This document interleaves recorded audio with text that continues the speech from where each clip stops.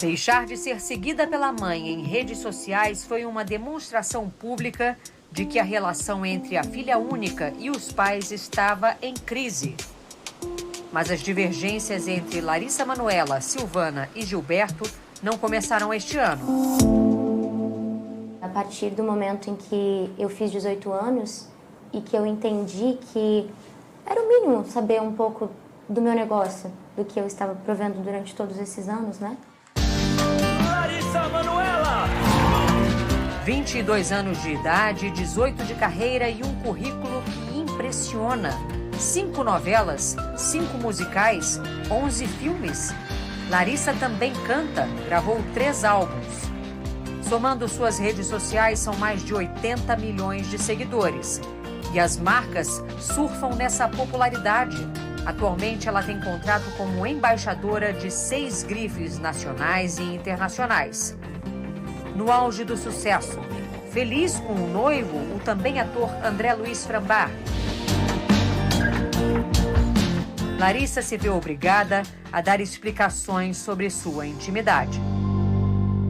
Estava insuportável para mim ouvir tantas mentiras, tanta deturpação, tanta distorção das histórias. Conflitos que, segundo ela, nada tem a ver com o noivo. Hoje ele é a minha escolha, é o meu parceiro de vida, meu noivo. A gente deseja construir esse futuro, mas toda essa situação se deu antes dele entrar na minha vida. Criança prodígio, Larissa Manoela começou a ganhar dinheiro muito cedo trabalhando como modelo. Saímos de Guarapuava, nossa cidade natal, no interior do Paraná, quando eu comecei, 4 anos de idade. E eu entendo que eles optaram por isso, por abdicar de suas vidas para estar comigo. Mas Larissa diz que mesmo depois da maioridade, não sabia quanto ganhava, quantos bens tinha. Começou a questionar os pais. E no último ano passou a ser mais incisiva nessa busca por informações. Eu só queria entender, então, esse negócio. Como estava essa questão financeira? Que nunca me era apresentado. Que eu não sabia o que eu recebia, o que estava sendo pago. Em uma conversa gravada por Larissa no fim do ano passado, a mãe reclama dessas cobranças. Quer me chamar de mercenário? Pode chamar. Mas que eu não vou abrir mão de 1 centavo é cuidar do seu dinheiro. O resto, você pode fazer aquilo que você quer. Como é que você recebia alguma coisa, algum dinheiro? Eu recebi uma mesada, mesmo. Qualquer tipo de pagamento, que fosse uma passagem aérea, a compra de algo mais supérfluo, eu tinha que pedir autorização. Me dá um exemplo prático disso que você está falando. Por exemplo, idas à praia, onde você tem que pagar com maquininha, com agilidade, ou fazer um Pix, eu tinha que pedir. Pedir dinheiro aos seus pais para, por exemplo, Comprar uma tomar água um de coco. refrigerante, uma água de coco na praia. Sim. A gente está falando de R$10. Sim. Larissa apresentou ao Fantástico uma troca de mensagens com a mãe em outubro do ano passado, pouco depois do fim da novela das 6, Além da Ilusão, em que tinha sido protagonista. A atriz pede R$10 para pagar um milho na praia. Silvana responde dizendo que não há saldo na conta da filha e manda os R$10 para o Pix do vendedor. Um mês depois, Larissa pede dinheiro ao pai neste áudio. Aí, pai, você consegue fazer uma transferência para minha conta para eu pagar um milho, um sorvete, um mate aqui na praia, por favor? Era muito difícil eu entender. E eu me sentia incapaz. Será que eu realmente sou essa pessoa?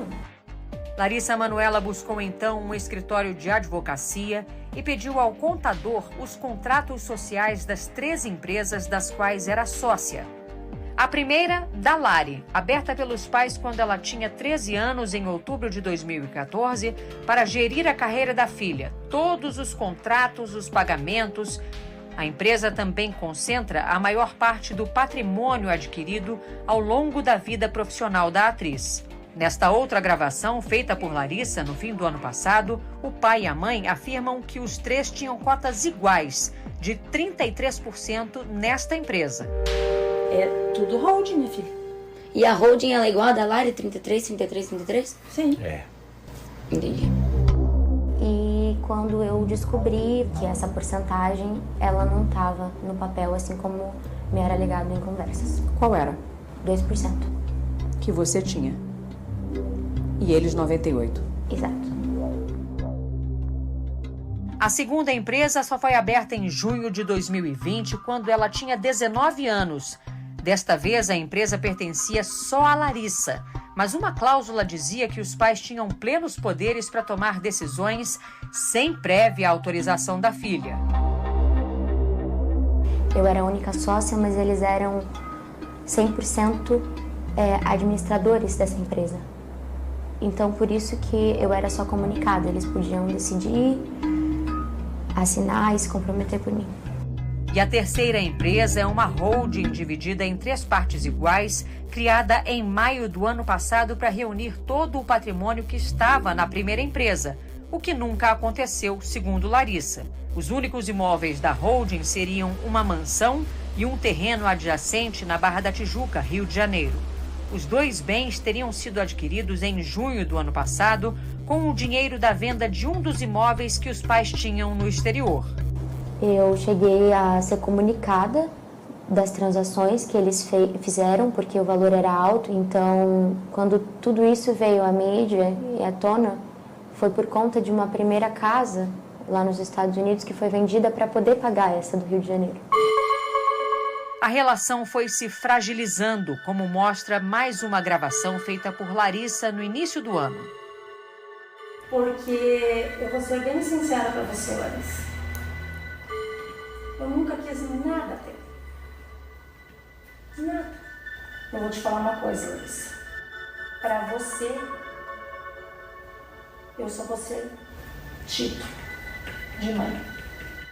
Quando falar mãe, pra você, você só vai ter o título de mãe. É isso. Licença.